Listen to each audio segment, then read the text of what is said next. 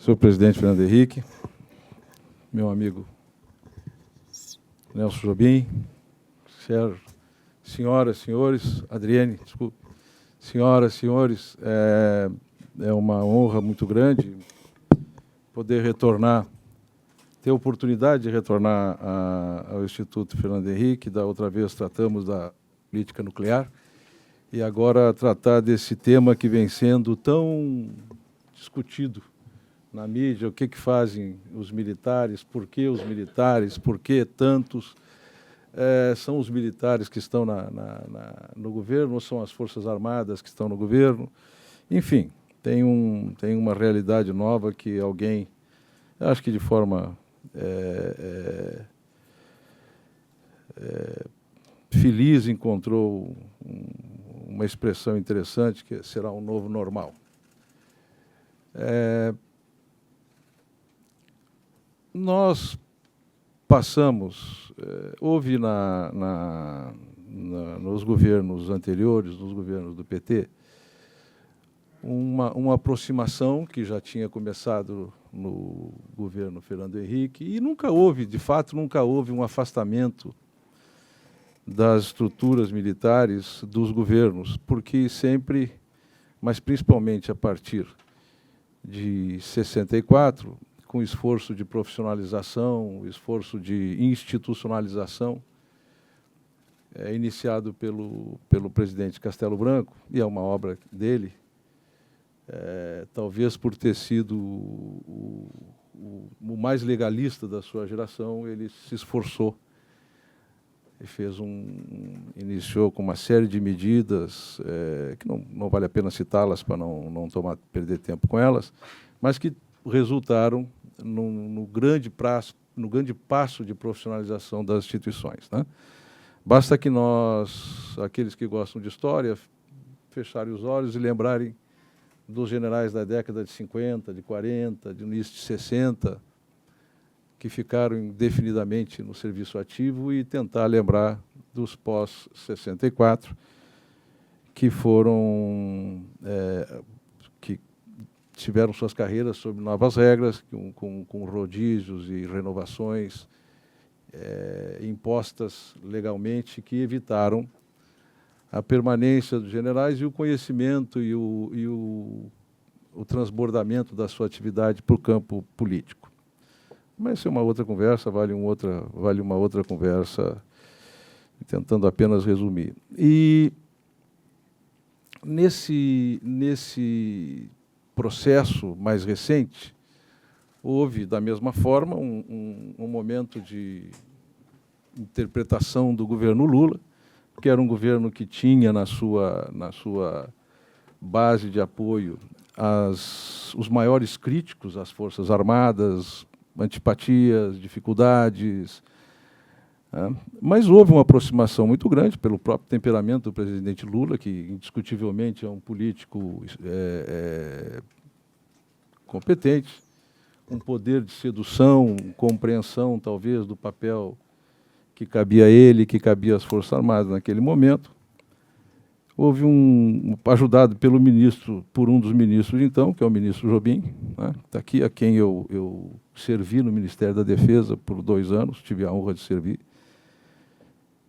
e que, na avaliação dos militares, efetivamente foi o primeiro ministro da Defesa que nós tivemos. Do ponto de vista de exercer o Ministério da Defesa, foi o primeiro que nós tivemos. Essa aproximação, que resultou muito bem, ela continuou em algum momento, no início, com a sucessora, com a presidente Dilma. Eu não consigo dizer presidenta, as senhoras me desculpem, até porque eu nunca vi gestanta nem parturienta, então, consequentemente, eu não consigo dizer presidenta. Eu não conheço 2 palavras mais femininas do que gestante e parturiente, né? Como eu nunca vi gestanta nem parturienta,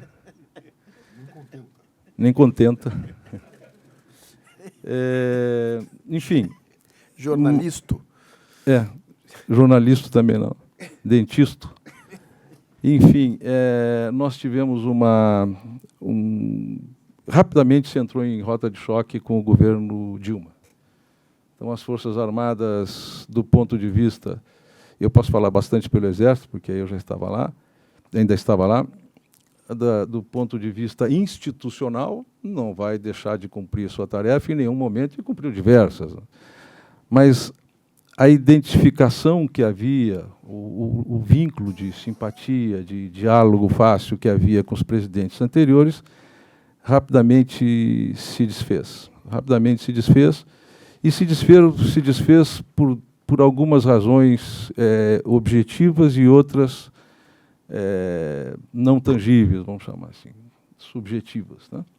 Objetivamente, a forma como foi conduzida a Comissão da Verdade abriu um fosso monumental entre as Forças Armadas e a Presidência da República.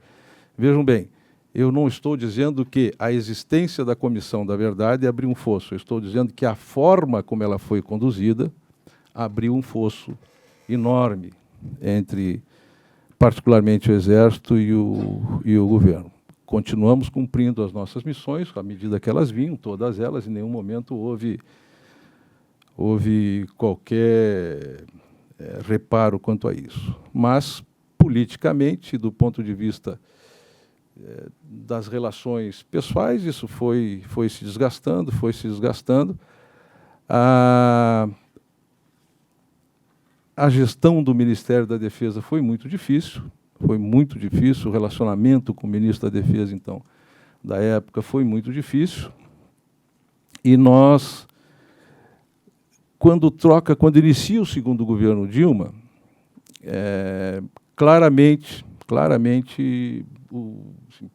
das análises que nós fazíamos, o desastre estava anunciado, já não se imaginava que aquilo fosse durar. Enfim, toda a nossa preocupação naquele momento, dentro das Forças Armadas, e eu já estava no alto comando do Exército, aí eu era chefe do Estado-Maior do Exército, no segundo governo Dilma, toda a nossa preocupação era que nós conseguíssemos chegar, ou seja, que nós conseguíssemos manter o processo democrático, a institucionalidade ao longo daquele processo. Essa era a grande preocupação que a gente tinha. E aí foram tomadas algumas decisões dentro, eu posso falar pelo Exército, imagino que as outras forças igualmente. Foram tomadas algumas decisões que balizaram a atividade a partir daí. E a principal delas foi a manutenção da institucionalidade. Ou seja, o Exército não vai se afastar da institucionalidade. Agora, não vai tolerar que haja desvios da institucionalidade. Então, e houve uma percepção clara que nós mergulhávamos numa situação muito grave do ponto de vista da moralidade pública, do ponto de vista de valores da sociedade, do ponto de vista até de costumes da sociedade. Então, entre nós, os militares são conservadores, por definição, e são conservadores aqui na China, na Índia, na Rússia, nos Estados Unidos, em qualquer lugar eles são conservadores, é natural isso. Não é diferente em nenhum lugar do mundo. Mas são uma parte da sociedade, são um corte da sociedade, né? Não é uma casta, não é um segmento à parte, eles representam praticamente toda a sociedade, da classe média para baixo, né? Eventualmente alguém mais do que isso, mas da classe média para baixo. E esse segmento era perceptível para nós, até porque pela presença nacional, pela extensão, por toda a ocupação do Brasil inteiro, era perceptível para nós que havia que tinham sido ultrapassados alguns limites que a sociedade não aceitava, em costumes, em valores e principalmente na probidade, na moralidade, na integridade, ou como quiserem chamar, né? O nome que se quiser dar. Ora, isso nos acendeu um alerta importante, que era a necessidade de esses valores têm que estar preservados em algum lugar. Esses valores eles têm que estar guardados em alguma geladeira, preservados porque a sociedade virá buscá-los em algum momento. Não imaginava que fosse tão cedo, nem que fosse da forma como aconteceu, com a eleição do presidente Bolsonaro, que foi eleito a cavaleiro dessas montado, enfim, usando a expressão da minha arma, que eu sou de cavalaria, a cavalo dessas questões, né? Bom, paralelamente a isso, eu estou aqui tentando desenhar o quadro político de como nós víamos as coisas, ou seja, paralelamente a isso, e já há bastante tempo, com as incertezas orçamentárias, as escassez orçamentárias, dificuldades orçamentárias, as Forças Armadas, e particularmente o Exército, tomaram uma decisão, que era priorizar o seu sistema de ensino. Então, o sistema de ensino das Forças Armadas, que tem escolas desde formação de tecnólogos até pós-graduação, mestrado, doutorado, elas foram preservadas nos orçamentos reduzidos que vieram se sucedendo ao longo do tempo. Preservadas, e foi onde foi, até mesmo, não só para funcionário, mas para onde foi o que sobrava para investimento, praticamente foi para os institutos militares. E no governo Fernando Henrique, isso já foi já foi mais recente, uma busca por referências internacionais e por expandir além das nossas fronteiras ainda mais a busca do conhecimento, preparação, ensino, educação, enfim, análises, de uma matéria que o Brasil é carente, é mais do que carente, a escassez absoluta de uma elite que entenda, que conheça um pouquinho a atividade militar, né? O assunto defesa não frequenta as decisões do eleitor brasileiro, não frequenta as decisões do contribuinte brasileiro, as escolhas. O assunto defesa não frequenta as conversas nossas, né? O Brasil é um país pacífico, o Brasil está numa região pacífica, não acontece nada por aqui, mas esqueçamos a Venezuela. Enfim, e nós nunca tivemos uma elite pensadora que incluísse nos seus exercícios o componente defesa, como se nós fôssemos um país que não podia abrir mão disso. Bom, com essa escassez, nós passamos a buscar fora, a tentar desenvolver e a nos aproximarmos da academia no Brasil. Então, houve uma aproximação muito grande, a CAPES passou a reconhecer cursos, graduações, e nós passamos a ter uma qualificação de pessoas de altíssima qualidade em termos comparativos, né? Não estou falando em termos absolutos, porque eu não saberia medir, mas em termos comparativos. Tanto que as nossas escolas têm tido resultados em todos os exames, em todas as coisas muito elevados, muito bons, têm tido resultados que nos orgulham bastante. Bom, isso formou uma geração, ou gerações, de gente qualificada, de gente muito qualificada, né?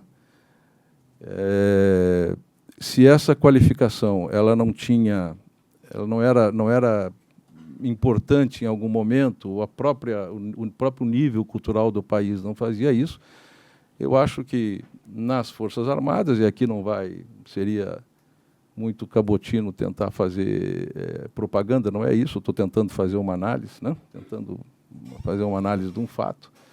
Nas Forças Armadas, isso tem sido buscado há bastante tempo realmente, com muita intensidade, com muita determinação.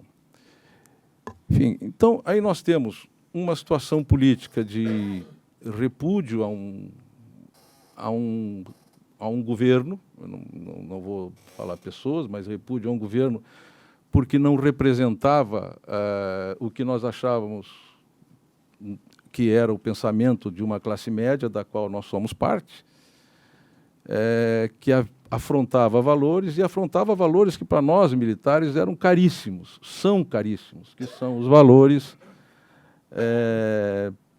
militares. É preciso perceber, entender, eu vou tentar ser bastante rápido para não perder tempo no que talvez não seja tão importante, mas nós tivemos 7 constituições, foi isso, né, Nelson? Da Constituição de 1824 até a de 1988, as Forças Armadas tiveram sempre a mesma missão, sempre, que eu vou resumir em segurança interna e defesa, e soberania, sempre a mesma missão. Mudados os termos, mudadas as palavras, atendidas as características, as circunstâncias específicas de uma monarquia e depois de uma república nascendo, enfim, né? Mas nunca foi diferente disso. As Forças Armadas brasileiras, que são parte da formação da nacionalidade, diferente de outros países, né, elas, ao longo desse período, elas conseguiram foram preservadas nas suas missões e tiveram sempre um caráter de recrutamento na sociedade. Ora, se nós olharmos para 1822, ou olharmos mesmo para 10 ou 20 anos atrás, e percebermos quanto evoluiu, ou quanto se modificou nos seus valores a sociedade brasileira, quantos valores surgiram, quantos desapareceram, quantos foram relativizados, quantos passaram a ter outro significado, e as Forças Armadas continuam com o mesmo papel, tendo que recrutar na mesma sociedade para cumprir a mesma missão, as mesmas missões, que eram segurança interna e a defesa da soberania, mais os outros papéis secundários ou complementares, ou as missões subsidiárias, mas, enfim, é isso. Como é que a gente faz isso? Como é que a gente consegue fazer isso com êxito desde 1822, numa sociedade que vem mudando tanto, com tanta rapidez, com tanta intensidade? Valores, a preservação de valores, a tradição, a história, é isso. Por isso que os militares são tradicionais, são conservadores, por isso que os valores são tão importantes para nós. E os valores militares podem ser resumidos com a palavra honra, que não estou botando aqui uma palavra para enfeitar, estou escolhendo uma, ou talvez camaradagem, enfim, uma expressão qualquer nessa. Então, o que agrega o segmento militar, o estamento militar, são os valores que eles têm. E esses valores estão claros no Estatuto dos Militares, e esses valores que sustentam aquele mandamento constitucional de ser uma instituição permanente. Nenhuma instituição será permanente se ela não tiver valores, se ela não se identificar com a sociedade que fez a Constituição. Muito bem. Além disso, os valores militares, eles têm um valor militar, agora valor com outro significado, eles têm um valor militar fundamental para quem tem que cumprir as missões que as Forças Armadas cumprem, né? Pelo menos aqueles mais atentos, e devem estar lembrados que em 1982, quando a Argentina fez aquela aventura nas Malvinas, os ingleses trouxeram o Príncipe Andrews como piloto de helicóptero a bordo de um HMS, né, de um Her Majesty's Ship, e trouxeram um batalhão de Gurkhas, né? Ora, não é possível que a Inglaterra não tenha tanta falta de pilotos que tenha que embarcar o filho da rainha, mas aquilo tem um significado, aquilo tem um valor militar de motivação, né? E a mesma coisa os Gurkhas. Será que tiveram que buscar lá no subcontinente índico um batalhão, porque a Inglaterra não tem mais? Não, aquilo tinha um significado e aquilo agrega o que a gente chama de poder relativo de combate. O sujeito já chega com seu poder de combate, mas toda a tradição que ele representa naquilo. Então, isso tem valor para nós, tem muito significado para nós. O valor agregador do político é o poder, e não tem nada de ético a ético, moral, não, são segmentos diferentes. Como o valor agregador do empresário é lucro. E a minha empresa é uma família, é uma mentira que todo mundo gosta de dizer, né? Ninguém tira um filho de casa porque reduziu o salário, né? Mas manda-se embora quantos funcionários forem precisados, porque a empresa for preciso, porque a empresa teve alguma dificuldade no mercado. Então, esse entender as Forças Armadas a partir daí e entender a vocação de servir o país, é possível entender a presença dos militares no governo Bolsonaro. Aí existe uma promessa de campanha dele, existe um repúdio àquela política da ocupação de cargos para preservação de orçamentos e distribuição de favores, e a busca de técnicos. Houve, o governo Fernando Henrique, por exemplo, vou pegar o presidente aqui como exemplo, se ele me permitir, tinha muitos diplomatas. O senhor teve diplomatas no Ministério da Indústria e Comércio, obviamente no Itamaraty, e, enfim, diplomatas que eram colocados em alguns militares. Por quê? Porque havia e ainda há no Itamaraty um celeiro importante de competências, muito importante de competências. O presidente vinha de ministro da Fazenda, mas antes tinha sido chanceler. Ou seja, e o Itamaraty talvez tenha o patrimônio mais denso de cultura e de competência. Muito bem, as Forças Armadas conseguiram fazer isso. Eu acho que nós conseguimos fazer isso nesse período e oferecer a qualquer governo. Agora, existe uma preocupação, eu acho que se tivesse acontecido com o Neymar, o que aconteceu essa semana, alguns anos atrás, a culpa era da ditadura, porque não tem isso, tudo é culpa da ditadura no Brasil. E um repúdio a qualquer coisa que seja um militar. Não, esse é um militar, não pode. É um militar, não interessa se havia ali, não havia juízo de competência, havia juízo de origem. Qual é a origem? Ele é um militar? Não, esse militar não pode. Ou ele não pode porque é militar. Esse medo, essa preocupação que do meu lado do balcão, eu nunca vi do meu lado do balcão alguém dizendo: vamos ocupar tal posição para derrubar, para fazer. Nunca. Eu fui militar a minha vida inteira, ocupei posições variadas e nunca assisti. Ora, nós chegamos num momento no governo que prometeu que ia fazer isso. Essa era, o Bolsonaro, o presidente Bolsonaro tem uma origem militar. Ele é muito mais um político hoje do que um militar, obviamente. Ele passou metade da vida política dele, o equivalente à metade da vida política dele, e anteriormente ele passou nas Forças Armadas. Tem mais do que o dobro de tempo no segmento político. Mas deixou. Amizades, é um nicho eleitoral importante para ele, e fez. Ora, nós tivemos um movimento, e que de vez em quando ele reaparece, né, do intervenção militar já, né? E eu nunca vi ninguém nenhum corredor do quartel com um botãozinho do intervenção militares já, né? Eu acho que o debate brasileiro ainda continua, em boa parte, agarrado ao século XX, discutindo. O século XX nós não vamos entender antes do século XXIII. É verdade. O embate da Guerra Fria, as empulhações ideológicas do século XX, elas criaram uma névoa tão densa sobre o século XX que é muito difícil entendê-lo. É muito difícil entendê-lo.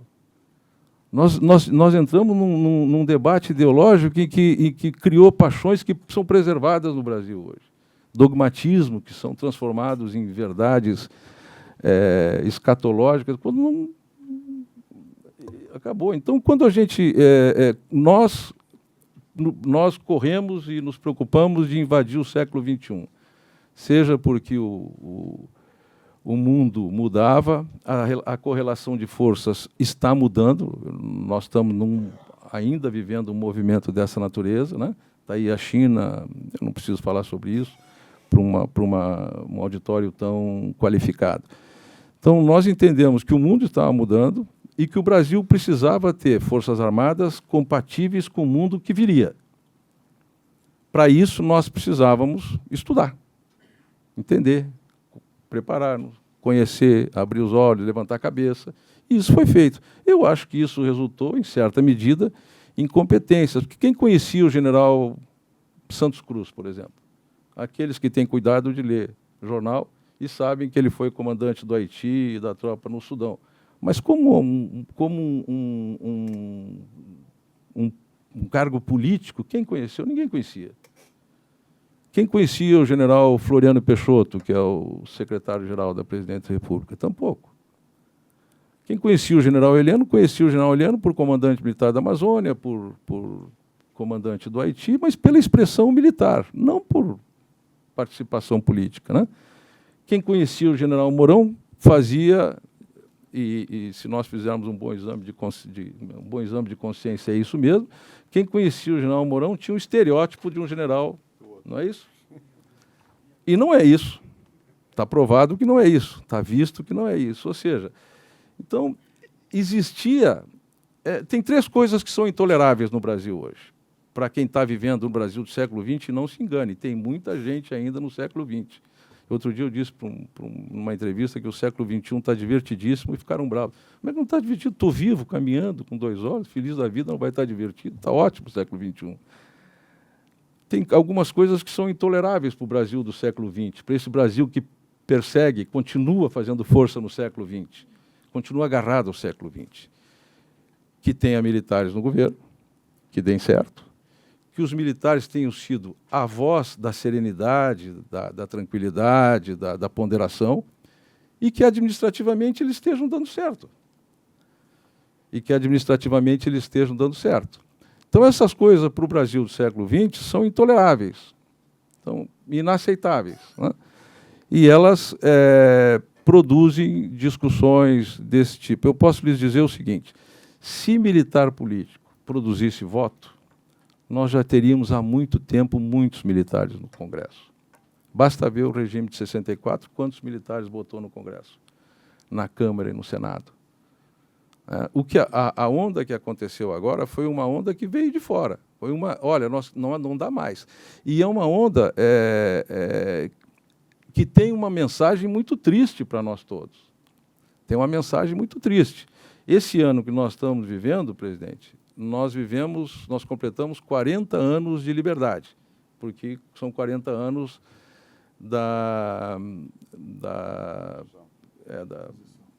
como é? 40 anos da revogação dos atos institucionais, de toda a legislação de exceção. Toda a chamada legislação de exceção foi revogada em 1979, os atos institucionais, enfim, tudo mais. Completamos 40 anos. Nesses 40 anos, nos 10 primeiros anos desses 40 anos, nós ainda fizemos uma Constituição. Nesses 40 anos, todas as expressões políticas e ideológicas tiveram arena não cabe, tiveram o terreno absolutamente livre para se expressar. Não houve ninguém da direita mais radical, à esquerda mais dogmática, que tivesse tido algum limite que não tenham sido os seus eleitores, né? Todo mundo pôde se expressar. Tivemos governo de centro-esquerda, de social-democrata, tudo, né? E completados 40 anos, boa parte da população queria de volta os militares.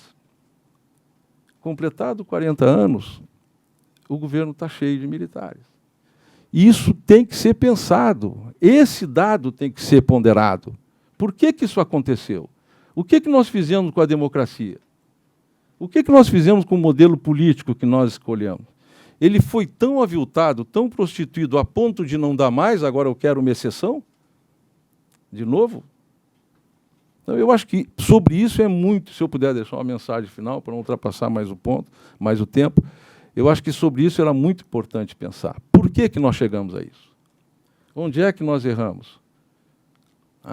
A Constituição que nós construímos, nós a interpretamos e aplicamos mal? Ou ela ajudou a nos trazer a esse ponto que não é bom?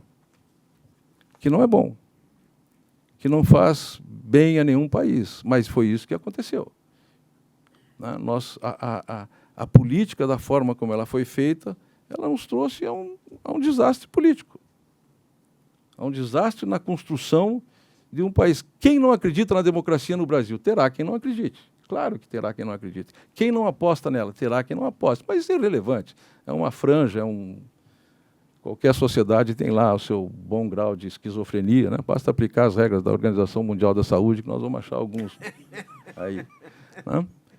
Então, mas, para que nós não caiamos no ambiente e não caminhemos ainda mais na direção equivocada, eu acho que era importante a gente aproveitar e parar. e chegar à conclusão que o Brasil precisa se reencontrar consigo mesmo. Nós precisamos. Não existe Brasil, existem brasileiros que escolheram fazer um país. O Brasil é uma construção nossa. O Brasil tem imigrantes, tem estrangeiros que vivem aqui que gostam tanto disso ou mais do que nós mesmos que nascemos aqui. Então, é preciso que os brasileiros se encontrem com o Brasil que queriam construir, que já tentaram construir. Eu não falo que é preciso deixar, não é preciso apoiar o governo, é preciso apoiar o Brasil e encontrar um pacto para seguir. Eu já disse numa entrevista um dia desse, nós temos que encontrar o nosso Moncloa. Em algum momento isso tem que ser encontrado. Ou seja, nós partimos de uma licenciosidade e caímos num estado quase policialesco, em que vale tudo. Em que as pessoas, o passado, como sempre, está cada vez mais incerto, e nós não conseguimos enxergar. Então, nós estamos tentando construir um país com retrovisores trincados e com a luz da frente apagada, como se estivesse iluminando o caminho por onde passamos, para saber se o caminho era o melhor ou não, mas por onde nós já passamos. Então, o que eu deixo como mensagem final, e me desculpe o tempo, quase fechei os 30 minutos, nós precisamos nos reencontrar com o país que nós escolhemos, senão nós não vamos ter o que legar para as gerações que nos sucederem. Muito obrigado.